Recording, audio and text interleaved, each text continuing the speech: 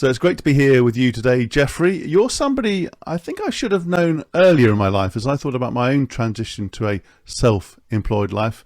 Your book, which I have right here, it is very well thumbed, The Self-Employed Life, is brilliant. It's a book that I've used, I've reread, it's incisive, it's comprehensive, covers huge amounts of ground, and it's practical. And it has a real depth to it in terms of the care and attention you put to your own life and to those you advise. So it's wonderful to be here with you today, Jeffrey. Likewise, David. Thank you. And thank you for saying all that. That's very nice. And you don't just write books and coach people. You've been practicing a self-employed life for way over 35 years, even though your looks would suggest otherwise. So you've been doing it. 38 years. And actually, I've never, probably amongst a small group of people, I've never had a traditional job. Like, I've never received a paycheck. I literally have been self-employed my entire life since the age of 14. Wow. So I don't really know otherwise. Yes, that's relatively rare. But I'm going to try and encourage you to sort of think about, if you like, the other, whatever you want to call them, the traditional jobs, because a lot of my listeners are people at different stages of their lives where they are in a corporate role, a consultancy or elsewhere venture role, where they're thinking, maybe on the side, as a side hustle, maybe sometime in the future, I want to transition to some form of self-employed life. And I guess I want to get a picture of what it's like, how it works, some of the challenges, and also how you transition towards that in our conversation. So as I said, if you look at the last few years, a lot of people have been, if you like, by necessity sometimes having to go into self-employed work. Either they haven't been able to find a job, or the jobs they found are not quite suiting them, or they made a life decision to, if you like, take control over their life, have a different perspective. And that all sounds great, but it's not easy. I've not found it easy over the last few years. Simple question just to start with, he says with a wry smile. What are some of the biggest shifts that you see of the people you work with as they move from a corporate or traditional job to a self-employed life? Yeah, and it's almost entirely what I do on a one-to-one coaching basis. I have various different types of things and services I offer, but for my longest term one-to-one coaching clients, it's pretty much all I do is work with people that are transitioning from corporate into self-employment, and more so now than ever because Great Resignation, and I'm thrilled to see it. I'm thrilled to see people.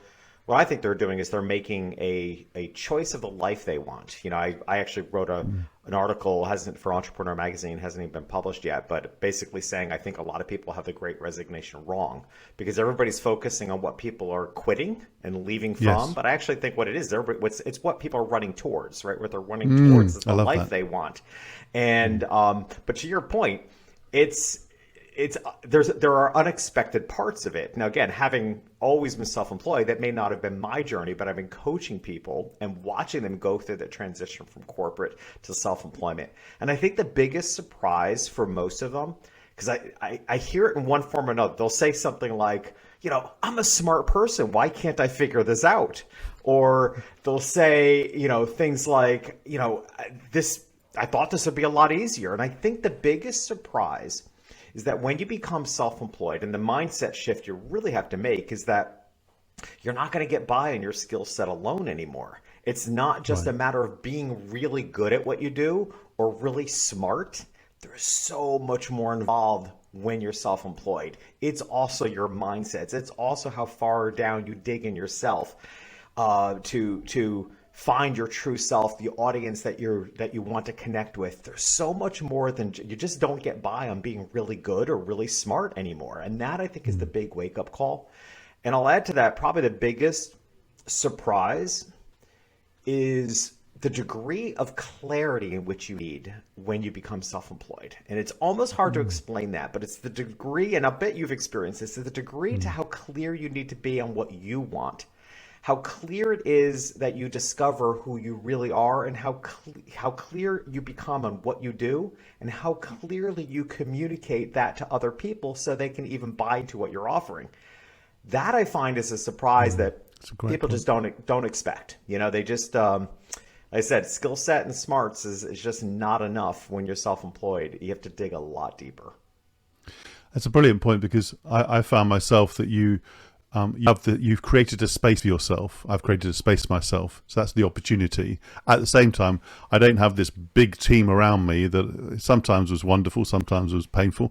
But so you're having to make choices every day about how you show up how you speak, how you communicate, how you brand, how you make commercial decisions. That frankly, in a larger organization, you're not having to make so many, in my experience, so many micro decisions.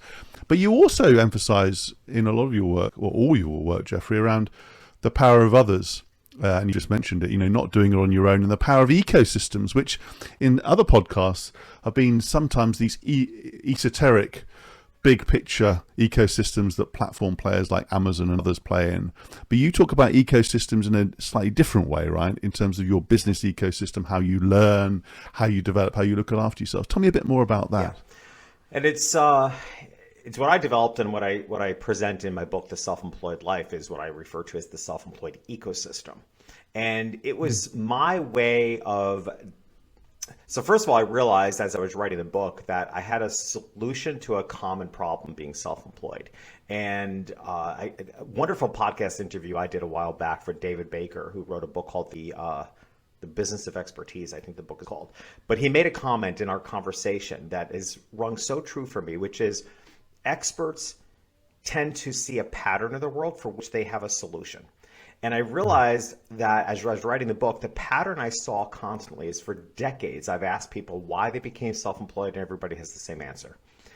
Everybody's answer is some variation of, I wanted to control my future. I wanted to control my destiny. Yes. To which I love looking at them and saying, and how's that going for you, right? Because we all, it doesn't feel like that when you actually become self-employed. But I realized that I actually had over the years developed a solution to that for myself, and I refer to it as the self-employed ecosystem, that when you're self-employed, kind of what we were referring to a moment ago too, what you realize is that everything's integrated now.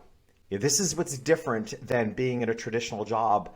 And your life is a little more compartmentalized. When you become self-employed, It's all one big bucket. Your personal life, your self-employed, how you feel, how you're showing up, what's affecting you. It's all integrated. So the only solution to that really is to recognize the integration, which is like an ecosystem. An ecosystem in nature operates integrated with everything. And if anything is off, it could potentially kill the whole ecosystem. When you're self-employed, you're operating in an ecosystem. You're operating where everything's integrated. And what I often tell people is, I'm not saying that if one thing is off, your business is at threat. But what I will tell you is that if one thing is off, you're working harder than you need to. And the three elements of the self-employed ecosystem, just to skim over them quickly, is personal development.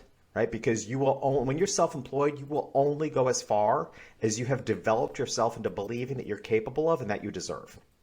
Hard stop. Like that's just, it's core to being self-employed. Like you will not out-succeed what you inwardly have convinced yourself you're ready for. You can try, but that's where you're going to end up working a lot harder than you need to. So personal development. The second is business strategies. We need the right size business strategies when you're self-employed. Most of the business world, most of the world we interact with as consumers is a transactional based world. You go in, you buy, you leave. Okay. When you're self-employed, almost always your business is built on relationships. So we need different strategies. We need strategies that aren't transaction based, but are relationship based. So we have to translate what we see in the regular world into what works for us. And that's what I mean by right size. Like they have to fit a self-employed business. And the last element is daily habits, because this is a roller coaster. And the only way you're going to survive it is if you have some measures of consistency in your life that are not only, like journaling and meditating are not only good practices, but what it's really doing is training your brain for consistency so that you don't get derailed. Because if you're self-employed, chances are you're in this for the long haul. So we need practices that can withstand the ups and downs and just always come back to what grounds us and say, okay, that was a bad hour, but the next hour can be great. But it takes a training to actually get yourself to a position of that level of consistency. So that's why I developed the self-employed ecosystem and try to lay it out in the book in a very linear way, even though none of this is linear. We lay it out in a linear way so you can get your hands on it. That's very thoughtful. And it shows the power of being methodical, training yourself, being structured, because I do see and hear of many self-employed people, however they describe them, entrepreneurs, solopreneurs, who are overworking in their own mission, getting close to burnout, feeling quite lonely. I felt quite lonely at times, having been in a big organization. But what you're saying is you need to put foundations in terms of how you manage yourself and have a group of people around you who nourish you in different shapes and form. But you talk about relationships there being absolutely essential. And I really like the way you think about your relationships with clients or customers, or whatever term you use. But you say you're not targeting them, which is a term and a practice that many of us have probably used. I've been in many a meeting where that term's been used, sadly. But you're actually talking about service. How do you serve them, and obviously address their needs, but serve them and also fulfill your own mission? How do you marry that sort of that slightly spiritual approach, I would say, in terms of service, with the commercial acumen you need because you've got bills to pay? How do you marry the two? They go hand in hand? Well, they do go hand in hand in a lot of ways, and kind of to your point about use the word target market. I have always, and I think it's amazing how when I share this with other self-employed business owners and entrepreneurs, they really grasp onto it, because I think a lot of us have been grasping words that we're looking for words that more closely align with how we actually feel, because most marketing words are terrible, right? The fact that we refer to it as a target market, and this is where the spiritual comes in, because I believe in the energy of things, and if you think of and again, without at the risk of sounding too woo-woo, I think, and you and I were speaking about it a moment ago, like the tagline of my own podcast is business with a soul. It is the marrying of those two things that I've always worked with. Yes. But as I said, I am willing to get as woo-woo as anybody, but I really like a business outcome. I actually, when I wrote the book, I coined the hashtag woo-woo in the wallet, right? Because I'm willing to go to the spiritual side, and I want a tangible business result of it. And I feel like if you think of you have to pay attention to the words you use and how it's affecting you and your behavior on the inside. And if you think of your audience as a target market, they're going to feel targeted. Like, you just can't separate what you're telling your brain and how it's going to be executed. Your marketing is likely to come across as pushy, aggressive, and making people feel targeted because you're thinking of them as a target market. Like in my business, we don't even have a marketing plan. We refer to it as an enrolling plan. And it shifts the level of responsibility. Oh, that's fascinating. Right? We look at it as, what do we need to do? And one of the core concepts in the self-employed life is a concept I introduced called hug marketing. Because hug marketing was my answer to a marketing funnel. Another thing I hate about marketing, because if you visually look at a marketing funnel, it's very wide open, open-minded, and loving at the top, with the sole goal to use tripwires and such to squeeze people through a small hole at the bottom and convert.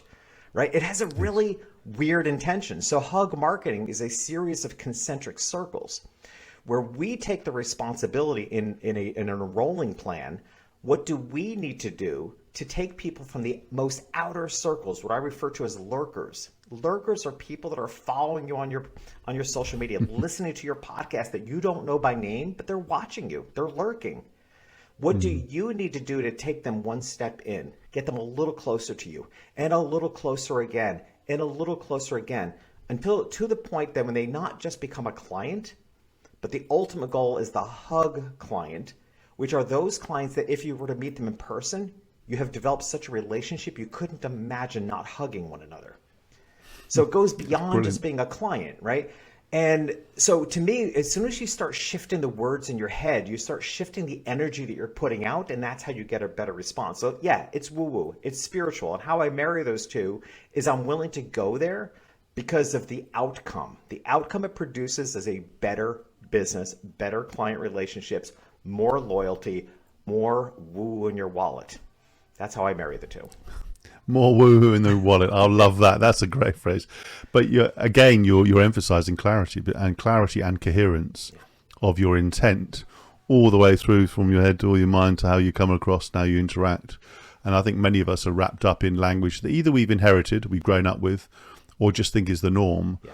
And it's giving yourself permission to say what you think and express how you are. And whenever I've felt in my own flow, I've focused on the outcomes, sometimes intentionally, sometimes just by chance, but actually just being myself and trusted. There's a lot about trust. And I guess that comes down to sort of how you manage yourself, because as a self-employed person, I guess there's a healthy paranoia, healthy insecurity. Yeah. There isn't some big machine feeding you all the time. You have to create your own version of your machine. And there's quite a lot of sort of complex insecure overachievers in the self-employed world, I'd say. How do you manage yourself mentally? I want to go into that a little bit more, because mental health of self-employed people, entrepreneurs, founders is a big topic, and now we're beginning to talk about it in a way where it's not just when somebody's had a crisis, but it's actually more preventative in terms of, hey, we need to be physically well. And you talk about in your book nutrition, exercise, and other aspects, but you also need to mentally be well. How do we practice that to be better? Yeah, I mean, 100%. I mean, I could give a trite answer to say self-care, massage, baths, and that's all well and good. But I also, to go beyond that, as I said earlier, daily habits. Like, I really believe in some form of daily habits that create consistency. And also have as I said a moment ago, have an outward benefit. My favorite daily practice is what I call "What's Going Right" journal. It's my kicked up version of a gratitude journal, because gratitude journals just didn't really do it for me. Because if I wake up, I'm breathing, and my dog is by my side, I'm pretty grateful. So I didn't feel like it really provided a tangible outcome for me. It was very broad. I think gratitude as a value is a really good one, and it's one of my high values in life. But it doesn't have a result for me. So I created what I call the What's Going Right journal, which is actually journaling every morning. What's going right in my life? What's going right in business? What's going right in life? I love that. And it makes me focus on specifics. And this is important for just brain wiring, because what we know, I think most of us have come to understand, is that what you focus on, you get more of. And we as humans are wired for negativity. We're wired for survival. We're wired to see our threats. So therefore, we almost can't help but focus in on negativity.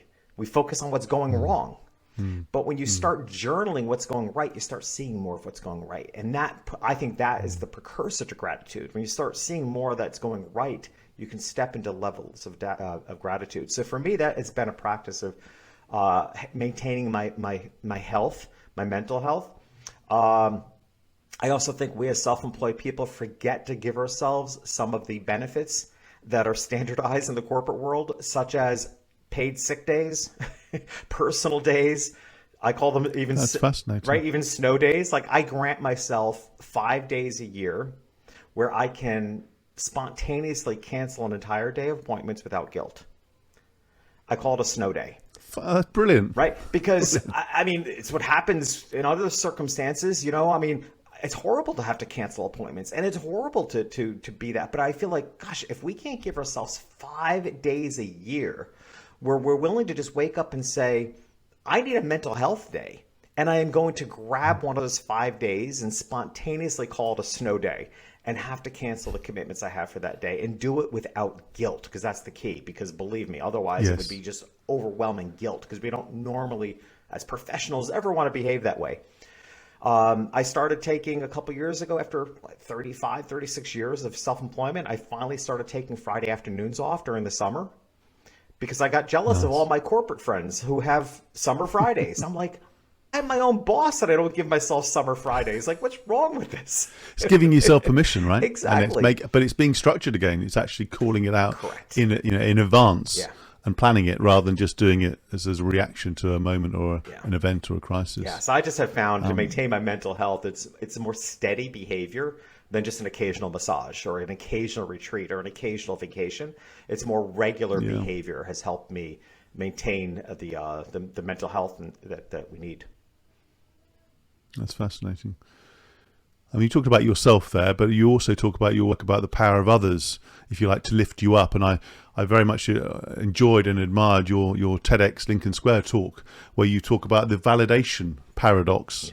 And in a way, and I was curious about how do we, anyway, you need others to actually lift you up.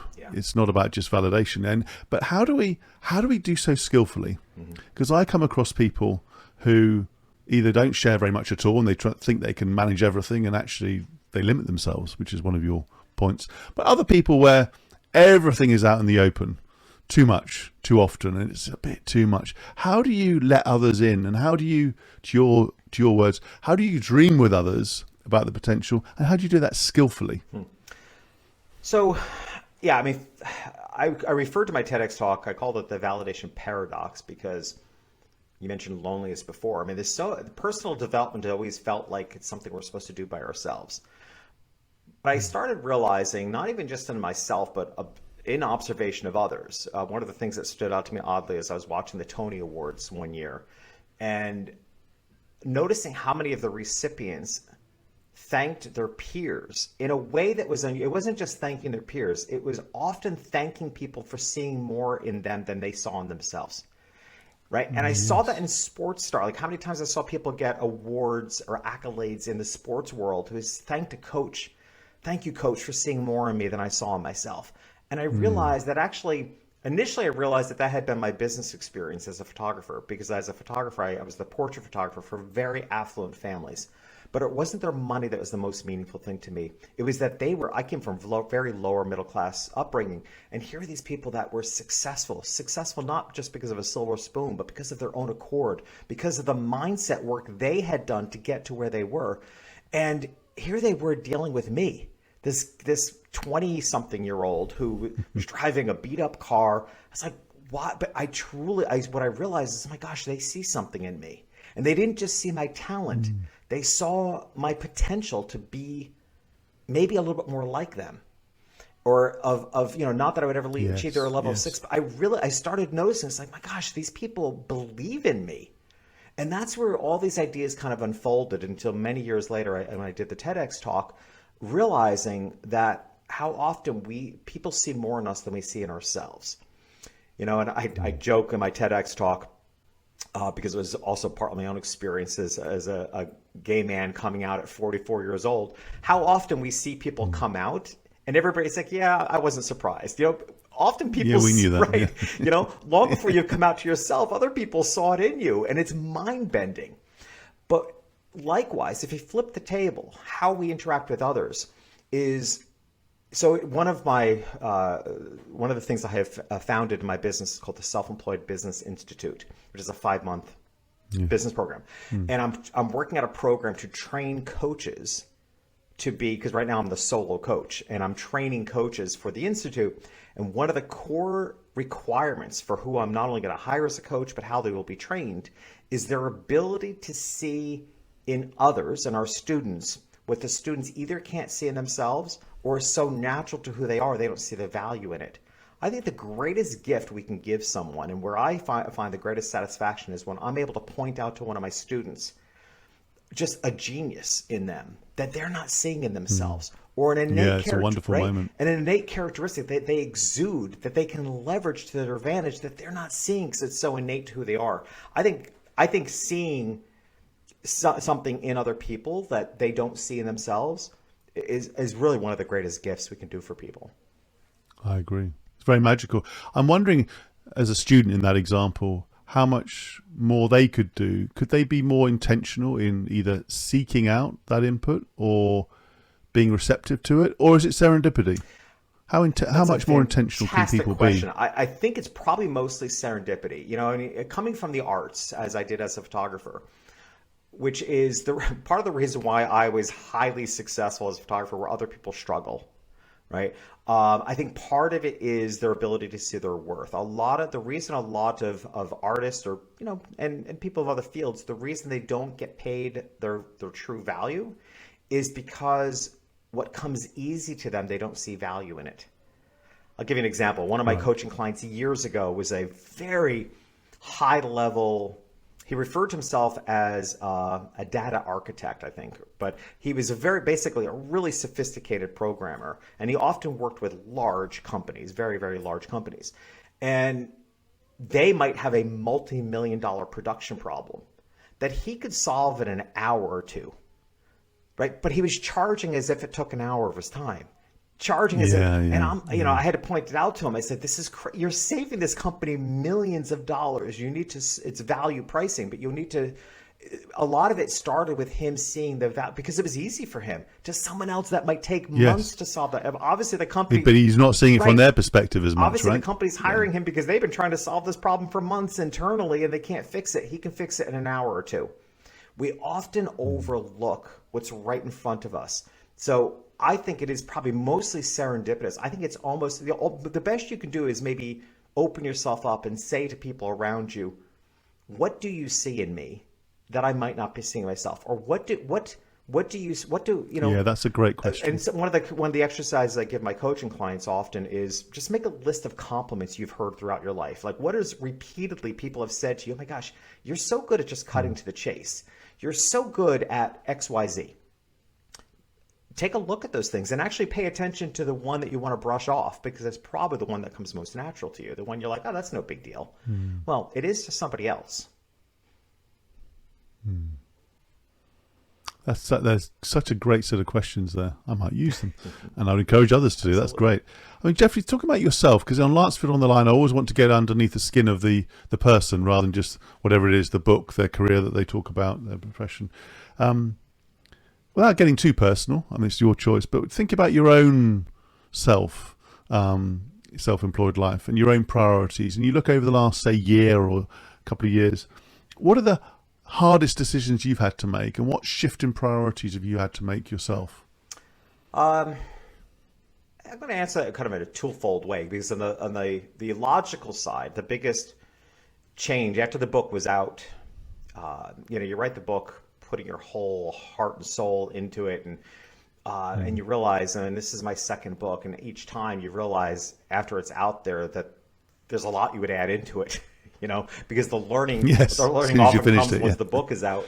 And for me, I just and I felt more prepared with my second book, far more than the first book, that once the book was out there, there was likely to be a service that people would come to me for that I didn't anticipate. So for example, my first book, Lingo, which is about brand messaging, Lingo is about unpacking and understanding this, what I refer to as the secret language of your ideal customers, your lingo.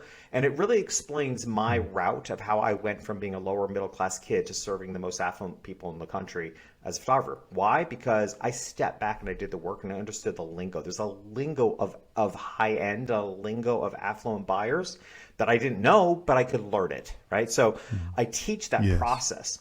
And what the result of that was people started coming to me to help me rebrand their messaging on their websites and all their marketing materials. Okay, so I wound up creating a whole avenue of income that I wasn't prepared for.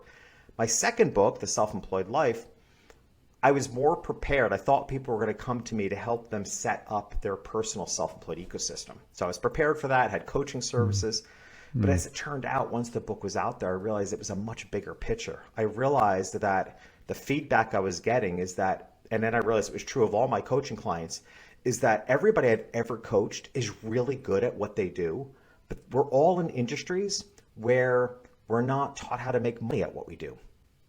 And that was becoming a bigger problem because, as we spoke about earlier, all those people that are leaving corporate world to become self-employed, they're really good at something, but there is no self-employed college. Right? There's nobody teaches. So that's why I created the Self-Employed Business Institute, which, is my future, is my legacy, is what I want to leave behind, because I feel like it can be created. And I have created an actual educational process for self-employed. So that was the biggest tangible shift. Inwardly, to your point about getting more personal, I'd say the biggest internal shift, and I have to believe it has something to do with the pandemic and just, if we haven't learned that life is short in the past couple of years, what the hell is it going to take? Indeed. For me, the biggest internal shift has been, it's almost hard to explain. It's around more substance. I just want to put more substance into the world. I just don't think, because there's just, why are we messing around? Why are we bothering with mediocrity? Why are we doing anything in our lives if we don't live forever? Why not do everything? I literally put a halt to all my email marketing. I had a newsletter that used to go. I put a halt to it a year ago, and I'm still trying to figure out who I want to be as what I'm referring to as an email communicator, not an email marketer. I'm still trying to find myself and my voice, because I believe that's a great way to connect with the audience that I've spent years building up.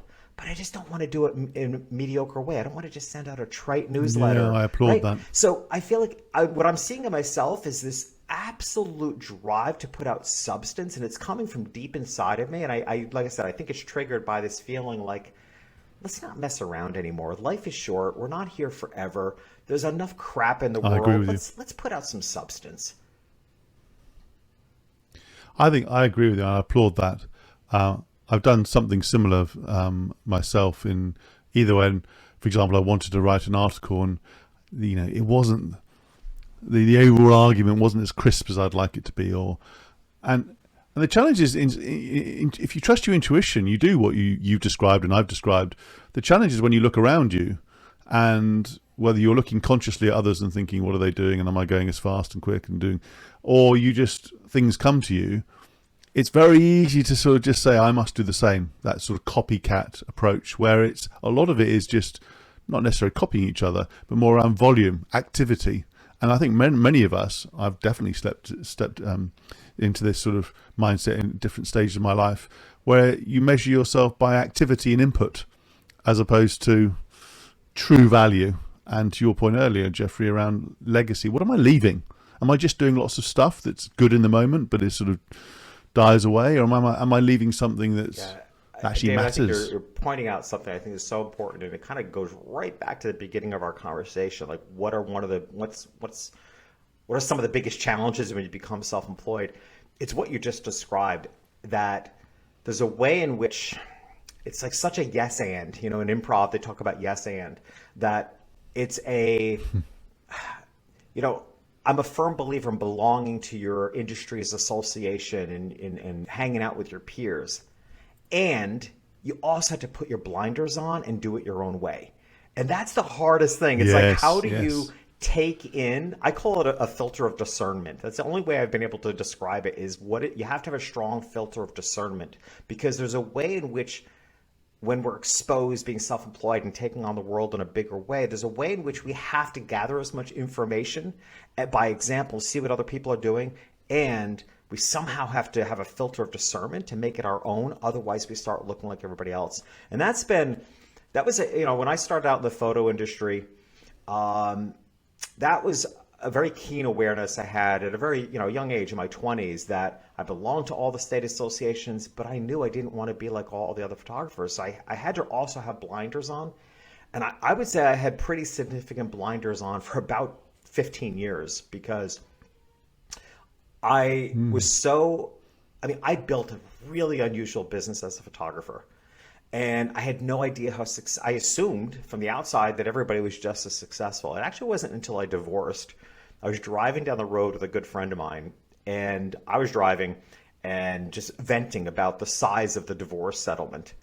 And he's like, you have to pull over, pull over, pull over. And I pulled over. I said, what's wrong? He says, if that's your divorce settlement, how much money are you making? Oh, by the way, this friend of mine was also a photographer. Like, we went to photography school together.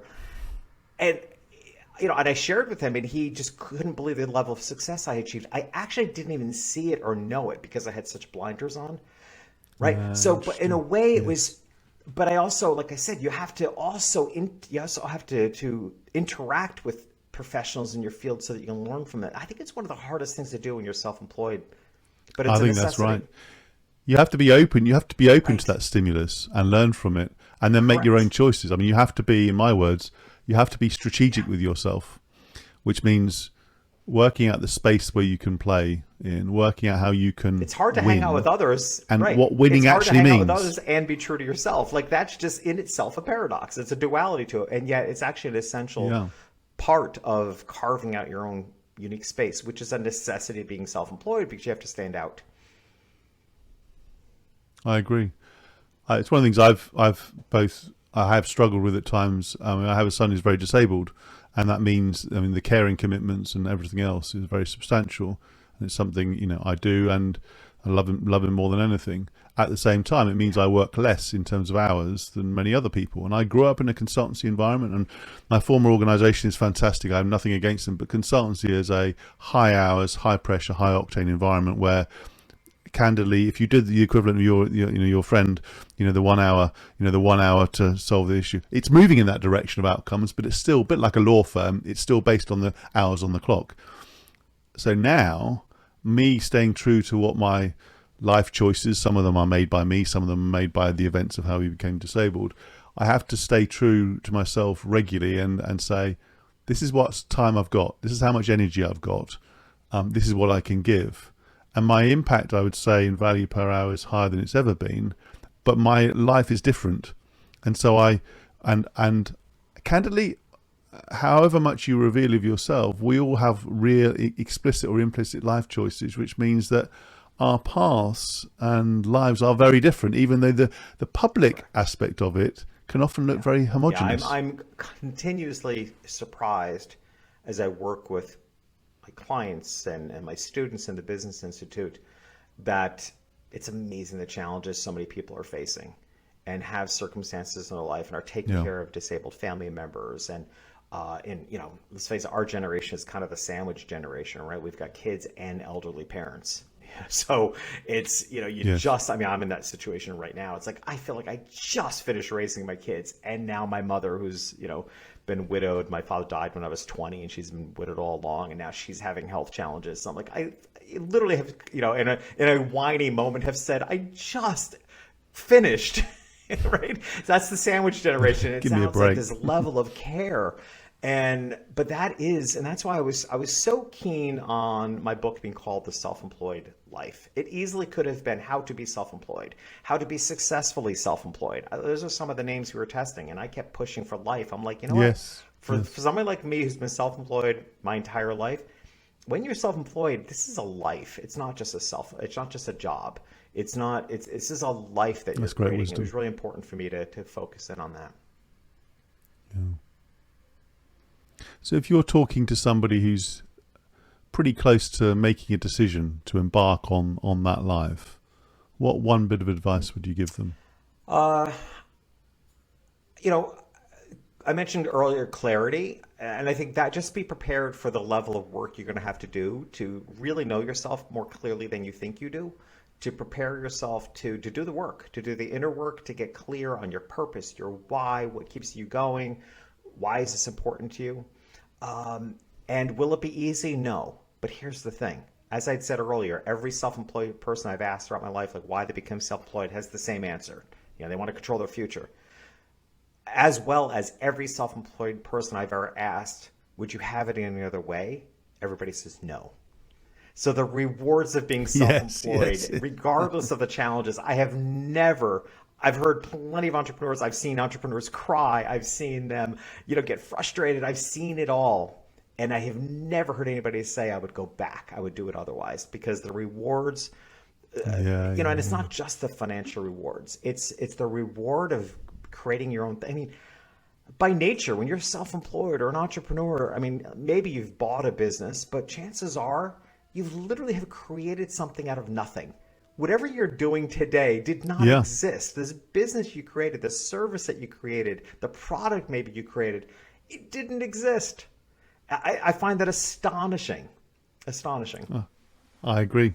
It's such a buzz, because I remember the first contract I had during the pandemic, as I left this pretty big role, and the size of it was many zeros less than the big business-to-business contracts.